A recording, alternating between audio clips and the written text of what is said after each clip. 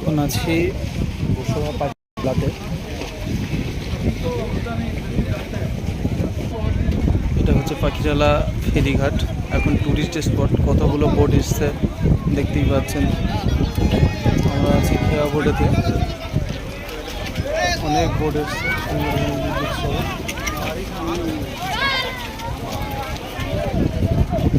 Guest উঠছে, একে একে লজে বেরিয়ে যাচ্ছে সবাই, দেখতেই পাচ্ছেন। প্রচণ্ড ঢেউ হচ্ছে নদীতে। একটা বোট বেরিয়ে যাচ্ছে পার্টিদের নামিয়ে, যারা সুন্দরবন উৎসবে এসেছিল।